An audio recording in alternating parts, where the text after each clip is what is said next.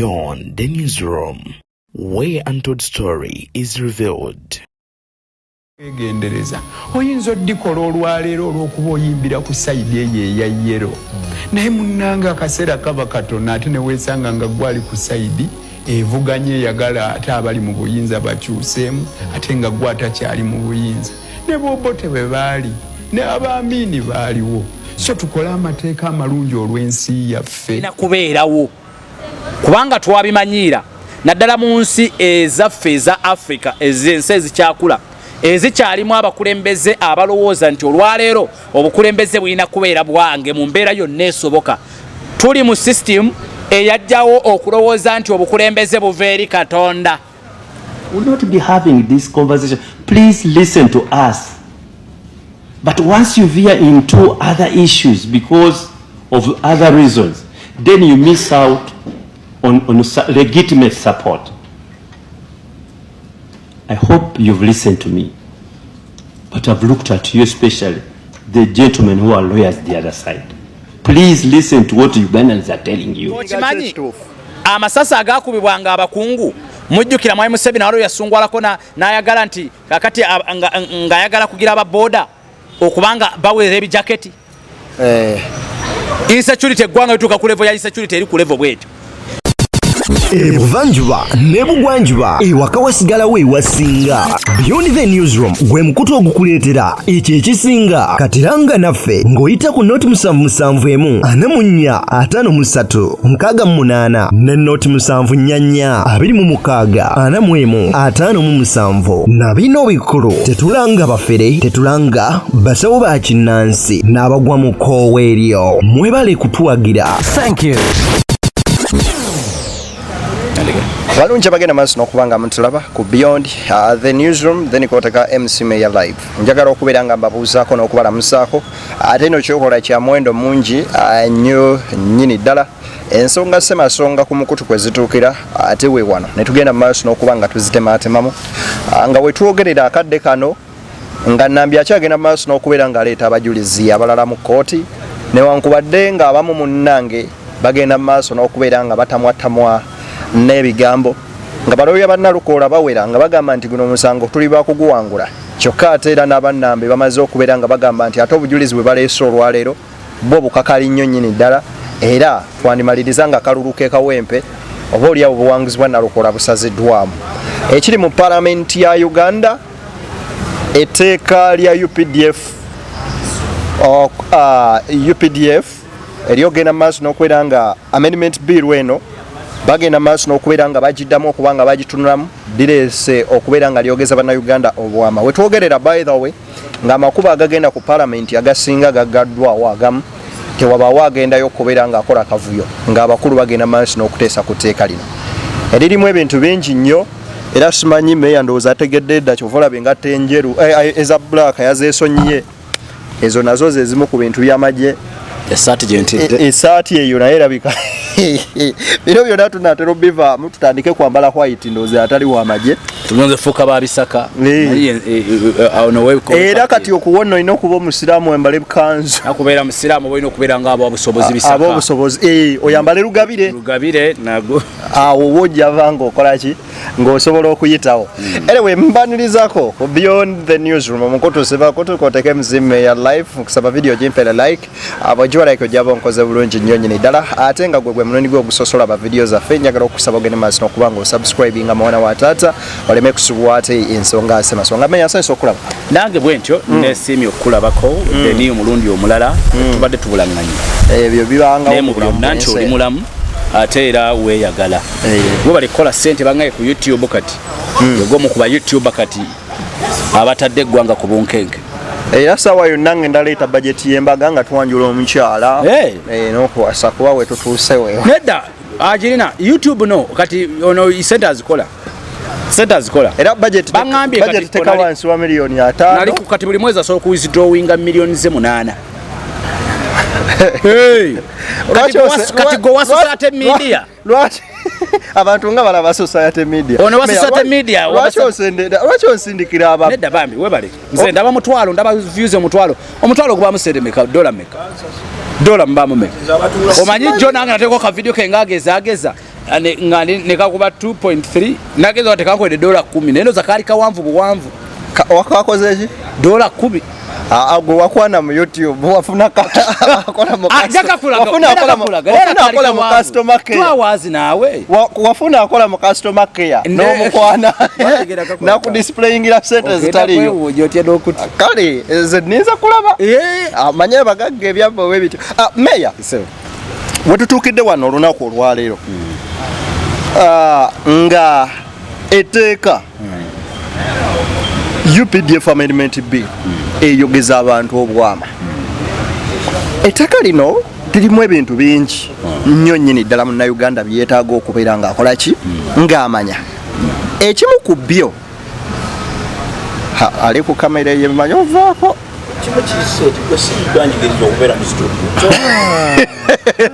sajja ebyengu biba n'entonde so meya wetutuukidde wano olunaku olwaleero nga bannayuganda bali mu kutya okw'ekika ekya waggulu nga bintu babiwulira nti okwambala akawunda suuti zimanye efaanana bweti eyakkala bweti eyo yeefaananyiriza y'amagye engatto ya bbulaaka egulumiddemu ngatto z'amagye zambalibwa bakungu ku mikolo obwambe buno okusanga nako bano abaana batambula ne beneti bano kyamagye okwatibwa otwalibwa mu kooti ki y'amagye n'ebintu ebirala bingi meya munnayuganda ali eyawuliriza kiki ekijja really mu bwongo bwe ku kadde nga kano era ali eyo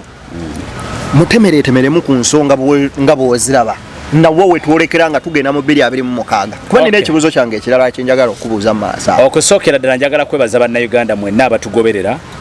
naye era nja kutandika n'ekigambo nti waliwo kituyita ebiranga nseenene ekyo nakikugambako wano ebinyonyi ebibeera biddugavu mu bbanga awo bwe byatandikanga okubuuka ngoma nti enseenene zigenda kukola ki zijja kati mu kiseera kino mu ggwanga lyattu Uganda ekyo tuyita ebiranga nseenene bino bye tulaba UPDF amendment bill bitulaba simanya kawempe bitulaba simanya ono babuziddwawo bitulaba Twitter ne X ne ba tweetinga byonna byefaananyirizaako bwe bityo gwe munnayuganda olina kwetegeera nti mu biranga nseenene bino ze binsanga ndi mulamu gw'osalawo ky'okyuzinga yo either okugamba nti naawe k'obifaanane oba okusiganoga nti owaayi nze kanzireko emabega katono nnyo enseenene zammwe mumale okuzikwata nze naakomawo kuba waliwo n'abali enseenene zibakuba embiro naasula emmanju mu ttooyi buli lunaku ng'enseenene zikoze eki naye waliwo ataazirya n'asigala ng'akoze eki mpitidde nnyo mu lulimi lw'ebuziba nekyengezako okutegeeza nti bino byonna byolaba by all means nga twolekera mu kalulu ka 2026 birina kubeerawo kubanga twabimanyiira naddala mu nsi ezaffe eza Africa ensi ezikyakula ezikyalimu abakulembeze abalowooza nti olwaleero obukulembeze bulina kubeera bwange mu mbeera yonna esoboka tuli mu system eyajjawo okulowooza nti obukulembeze buva eri Katonda. We are living in a country eyava mu kulowooza nti obukulembeze buva eri Katonda wabula ne tuba nga tuli mu system egamba ti obukulembeze buva eri nze kuba nze mukulembeze kale nze nteekeddwa era nze makinga kyokka ate era nze ntonda era nze nzijjawo oba olulimi lwenkozesezza osobola olutegeera ntegeerekesa bulungi nti so olwaleero UPDF amendment bill by all means nzagambye nze omu kuba tagenda kusanga mu debates ezibuusabuusa nti erina lituba teriyite of course ligenda kuyita and that's what we've been telling people nti olwaleero the more ababaka ba NRM gye babeera abangi mu parliament the more favors z'ekibiina ekiri mu buyinza okuyisa bikyalo yes the more opposition gyebeera ennyingi mu buyinza the more ebintu ebimu gye bigenda okubeera ebyenjawulo ku side y'opposition etteeka lineno era katono nnyo mwami Museveni kyova olaba yeesigama nnyo kagamba nti ne bwe kiba kidomola kasita kiba nga kya yero kitiikinge okategedde abalonzi n'obasanga abo bakugamba nti wano nja kutiikinga bus wano ntiikinga ambulera wali ntiikinga ekisumuluzo oyo ye mulonzi naye ye ng'ate omukulembeze yatambuza kimu nti ne bwe kiba kidomola kasita kiba nga kya NRM lwaki nti banakikonako mu parliament nga waliwo ekirina okuyita kijja kuvaamu eddoboozi ngezaako kuba nga ndeeta ebintu bino ku ground y'omuntu wa bulijjo wasobola okukola ki okutegeerera. So ekisooka kye tulina osooka okumanya nti olwaleero tufugibwa which government? Tuli mu government eya military government. Ekyo kirina kuvaawo. Kitegeeza mulina kutambulira mu system ya military by all means. Akutemulina kati temulina kuddawo mu budde muwoze twerabire history. Mwami Museveni bwe yakeera ku makyanga ayagala eggwanga bwe yagenda mu kalulu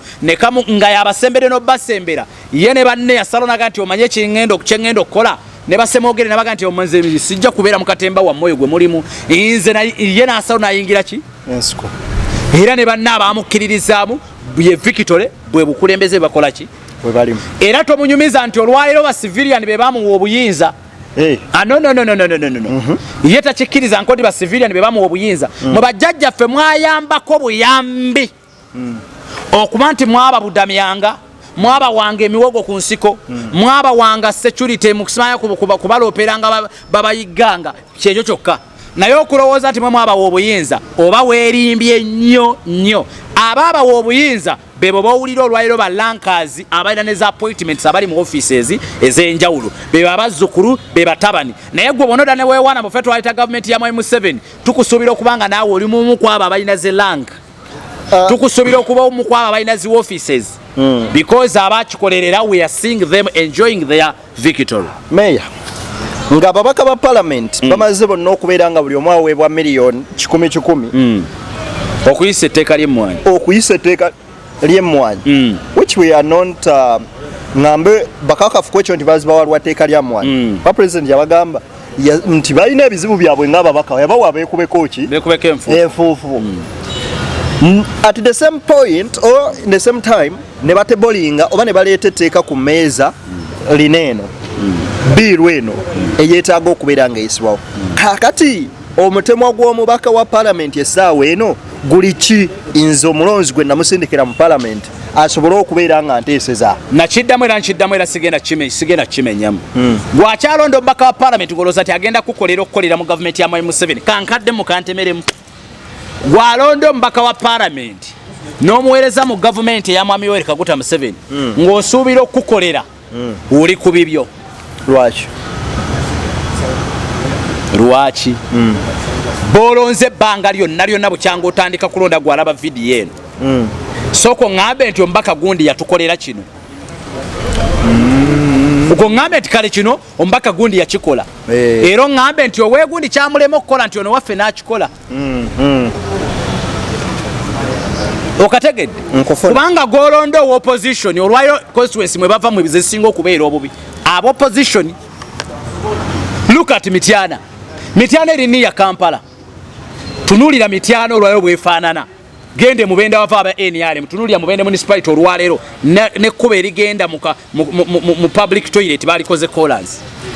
era mubende enkulu njagala kugereza nti Mityana yandibadde eri more developed gwolowooza Masaka listen kale tuve ku Mityana bw'otunuulira Masaka ku nkulaakulana gye yandibadde kulaakulanyako kubanga Masaka lyevugidde yandibadde efaanana bwetyo waliwo ke mutalina kutegeera kabagambe mu katono nnyo ng'obadde okimanyi nti olwaleero cities zonna gavumenti zeesalawo okubanga teyagala zikulaakulane ezikola kagenderere nga tetaddeyo nakuyiwa musaayi tebakategedde bakola bati tunuulira main road y'Emityana weeri njagala otunuulira ebibuga ngenda kumenyera ebibuga byonna tunuulira omusajja we bajja main road nene we bagiza physical planning for nene mubende bagikyusa no njagala owulirize mubende era physical plan eyo yali egibala gwesoko bala gyetwaliritira politics abantu gwe balina okutegeera bategeera omanyi betuyita wano ku ngulu abantu nti bajja bitegeera Masaka road laba main ya Masaka weeri bibuga byennyini ebyaffe wano mu Buganda laba Ekiri laba road Masaka road main road obagiteeka soko twe Masaka road weeri esoko otegeera nti bino ebibuga babikuba kagenderere gende bombo okimanyi nti batono bangi nnyo abatamanyi na bombo wa weeri ekibuga bogati bombo kiri dawa nga tumanyi wakiri laba jinja katoveo gende embalala soko tunule embalala wawo jinyoma soko tunulire 40 wawo jinyoba tunulira hoima wawo jinyoma ntikale munange hoima mbwate main road mbwate hoima ekibugo kireseri mbwate 40 bwe ekibugo kireseri main road mbwate embalala mbu main road eri walala mbu gwe ntegereka bulungi so nti batubeera mu military government ebintu ebimu birina kubigumira bugumezi nga byo birina kubeerawo abasajja bavuga ekintu kyabwe nga bwe kiri bebamanyi omanyi kyalinaku nnyo okubeera nga yo driver naye nga ne bovuga tebamanyi bubalaga bovuga oli driver ne bovuga bayingidde kati mwavudde dda kumulama bovuga basigazza kimu mungu kasita tuyamba ne tutuuka gye tulaga wona wana abatutudde tunatandikira kyekiriwo ekyo ali eyo atulaba yandyetaaze okumanya if this bill is passed how does it going to affect Ugandans oba etteeka lino singa liba liyisiddwa litewe ligenda okukosa bannansi bannayuganda bangi abagenda okubanga bannalumanya ne basaalumanya nga bajjajingibwa omanyi kooti y'amagye enkola yayo eyawukanamu ku y'abasiviliani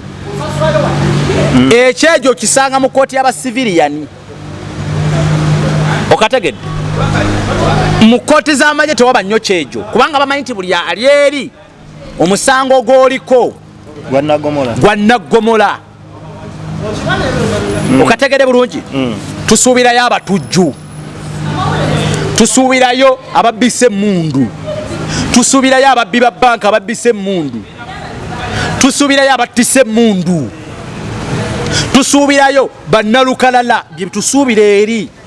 okategedde kati wa muntu wa bulijjo wogenda gwatada kitegera wogenda olugwiramu tikati okusanga obusanzi naye nga teyefaananyiriza ey'amagye oyinza okubanga olwale yes oyinza okugenda okuwunzika abe wammwe nga kigenda kutwalira akaseera akazibu okufunako access because nayo yennyini etiika si kooti ya bulijjo abamawulire mugenda okwemolera nti mu high court abamawulire bakwatinga balabadde Ssenyonyi mukulu olunaku lwa jjo eri togenda birabayo okategedde bulungi kati munansi ogenda kusanga ekiseezimu nti omwana we ayinza okulugwamu ayinza okukubibwa ku miggo ayinza okuteekebwako ekisango ekyekuusaamu ku byamagye onzike ng'atwaliddwa mu eyo kooti ogenda nakukyalani n'otungisa suuti yo nolowooza onyumye enkyo ne bukeera bage kati kawunda suuti musango okujambala naye ng'omanyi nti kawunda suuti kuva dda nga bajjajjaffe bazeeyi baffe zebambala kati olwaliro musango mu Uganda okujambala naye nga ya black egulumiddemu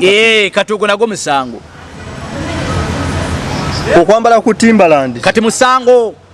okwambala empale yefaananiza ey'amagye okwambala t-shirt ya green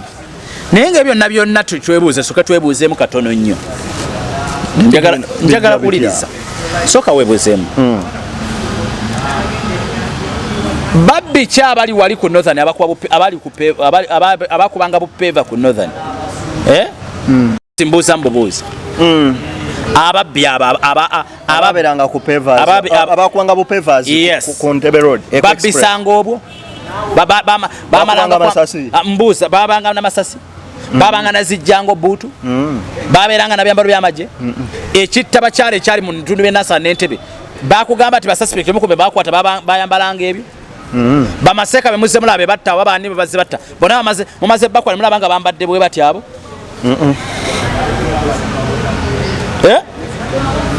kati kino kitagetinga amasasa agakubibwanga abakungu mujjukira mwai Museveni walo yasungwalako n'ayagala nti kakati ng'ayagala kugira ababoda okubanga baweera ebijaketi insecurity eggwanga lituuka ku level ya insecurity eri ku level bwetyo taliko okweraliikirira buli omu tetuukako ekiseera nga ababoda okwambala ekijaketi musango ng'owaboda okuliraana ow'emmotoka kati nga musango nga buli omu alina kwerwanako kubanga nti obutemu bwali bwolekedde nnyo mu baboda nga batta abantu nsimanya bwali kolebwanga bwaboda nga kati wa bodo ina kuvuga mpichiyo nga tewesabise toliko na element nenga mukimanyira element omugaso gwayo kuwa boda Ndebe byonna bigenda kukolebwa bigenda kutuukibwako but at the end of the day tumala okubakwata abo bonna ababyambadde nga tumaze obikomyawo ewaffe ne bituddira obumenyi bw'amateeka bugenda kuvaawo answer kiye oba nedda because nga tetunategeera what is the cause mulandira ki oguviiriddeko bino byonna obumenyi bw'amateeka tebugenda kuvaawo bwe tumata tunategeera nti obwavu unemployment yemu kukadaluzaala eviiriddeko obumenyi bw'amateeka okweyongera mu bitundu bya Kampala n'eggwanga lino okutwaliza awamu kitegeeza ne bwona okwata zijjango buutu n'ebyambalo by'amagye byonna n'obizzaayo obumenyi bw'amateeka tebugenda kuvaawo Mayor, aggravated robbery can it happen during a broad daylight in a crowd wali abantu olinajja ekibinja ky'abantu ne bakugwira nga balina ebiso ne bakugamba mpa essimu nakyo kisoboka it is true but it is not so much common tumanyi tumenye bw'amateeka obusinga bwebaawo nnyo budde bwa kiro bira obudde bwa kiro lwaki kesi naye mu Kampala ozobiraba bizibiro kesi yefaananyirizaako bwetyo kati efuuse common nnyo naddala mu bannabyabufuzi abasibibwa ate nga tulabyeko nga yemu ku kawaayiro akamu nga gye gimu ku misango egirina okubeera nga giwozesebwa mu kooti y'amagye kyemulina otegeera bino byonna emisango bwe ginaggwayo gyonna egy'okusibako bannabyabufuzi yabbi akalulu bakoze bikirooni emutwalaganya ebyo nabyo binaggwawo bwe bigenze biggwawo ti bannabyabufuzi kati beeteekateeka kati agenda okujja mu kalulu ng'alina biliyoni ze zaalina oba ssente ze kati simanyi wabawuliranga bakanti nti sima bamusibidde mabanja bawulira wabawulirako abo bamusibidde mabanja bannabyabufuzi kati bazze beeteekateeka ajja emisango gigenze gikendeera okategedde kati batandise okuleeta emisango gyennyini omanye ensi kasite eggwamu ensonyi n'abakola ebyensonyi baba tebakyalina nsonyi okategedde akantu ako ti ensi yo nga yo Uganda tekyalimu nsonyi okuviira ddala ku bakulembeze baffe abatukulembera bo tebakyalina nsonyi tebakyaswala baswaza buswaza they don't care gweki kyoyogera era nze bwe mpulira omuntu omu agamba nti mu Uganda abantu tebasobola musiba mu Uganda buli omu osobola okusibibwa ate mu Uganda buli musango gonna gwolaba ogutasoboka basobola ogukuteekako bukeera ku makya meya ne bagamba nti oli mubbi wa banka deni bukeera ku makya ne bagamba nti oli mutugyeetulisizaako bomo era ne baplanting ebintu bya by all means bakulaga nti wali obeddeko n'Abalushababu nebifaananyi nebivaayo yes because nti situation gye tuwangaaliramu tunoonya kati capital offense tulina okutegeera ti si misango myangu kati ate abantu abo n'obavunaana olina kubateekako capital offenses kyova taso bateekako gyo egyefaananyirizaako bwe gityo Mayor, a Ugandan who is outside there, how is he gonna survive this trap? Oba muneganda ali yagenda kisurvivinga njagala tubeere beruface mutegeere teri survivinga buno buntu gwe ne bwona osalawo osirike okimanyi kati wetulaga ne bw'oba olina ekifaananyi kya munnamagye gwe kye wapostinga bagenda kukwata kyenkugambye tujja tuukawo okole story ng'eno ogiseeko thumbnail y'omunnamagye tujja tuukawo wetudda otwaliwe mu kooti y'amagye wetudda yogereta ku nsonga za security kyova nagaabo bongo oyagalanga emirembe in this world mu bulamu bw'ensi bintu bitono nnyo byolina okwegendereza current president by all means gakyali current president security eddiini obuwangwa kati tudde mu byakisiru kwekwana era bw'onoosanga abalala nga bakoze zikyano kati nga ziriko baby I sweet I love you banagenda mu byakwe poni kati abaana ba websites bazitandise website ate banaakolaki guno bagenda gubagobamu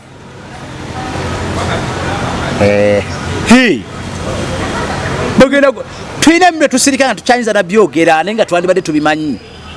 ngutya Mayor tweets zibadde zifuuse tweets ku X awo oyogera ki ku tweets z'omukulu tweets z'omukulu ezo ziri it is two-way sided nzikiririzaamu ebitundu 95 ku buli 10 nti yeye ate era nenziriramu negamba nti ebitundu 95 ayinza oba si yeye Lwaki timuwoza alina akantu kali mutuzanyisa kemutanamanya abamu nkulaguleko nga olika recording mulikajjayo suubirayo in years to come oba after this term bajja kuleetayo omuntu bamuplanting wano ku media nti yabadde akozesa tweet y'omukulu ebyo tuzze tubirabanga okategedde bulungi meya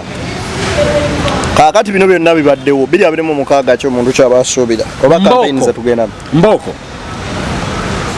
nakubuzibwawo nga bulijjo teri kyanjawulo bw'osuubirawo ekirala osuubira ekirala osuubira ekirala badde nsuubira emirembe kuba president yagamba akooye abantu abaspreadinga hate abantu abakola effujjo naye n'abalabula abamuvuma era abamuvuma mweddeko tunakirabula kitegeeza mwe tudda naye yeetaaga kyetwandiise military image ennungi to regain presidential image to regain okwegamba naye ayagala kwezza bwejja naye obuzibu bwayina nti mu risafo zaakola mulimu ey'omutaba ate yeerabira okukola risafo mubalina okumusiiga ekifaananyi eri public olwaleero risafo gyokola olekawo abakyala n'abavubuka nga tebawemudde wano ku internet bitooke bye bigwa ate owooza abopposition be bawemula nga naawe olina abawemezi nga naawe ate abamu bavumye buli kiramu bajula kweyambula so nga bw'okola risafo z'abakabinet ministers bakibaani kolayo ku risafo z'emigi gy'emite egirina okukwegamba okusiiga akafaananyi anyway abalungi bagenda maaso n'okubeera nga mutugoberera ku BTN Media Beyond the Newsroom then kwoteka MCMA Live genda mu comment section yao atotekeko endowooza Mayor nga tumaliriza as in we are summarizing what message do you have to those who are watching us mu capability yo mu busobozi bwe potential yo mu maanyi go kola kyotekeddwa okukola naddala nga kyekibaako kyekigattako eggwanga li but don't forget mu busobozi bwo do we still have constitution which constitution eyogerwako ey'olukumi tekyaliwo eya 95 gye tulina kati ey'e95 gye tulina bwe twogera kati ku ya 2024 eri recent nga bwe bali mukola amendments zino mu 2025 anti yagyekolera kati yakola bakola constitution ya Lakizali kati bafuukidde akabasi kati balina ogitaganjula Mayor Civil mukama bankomere awo wetubateredde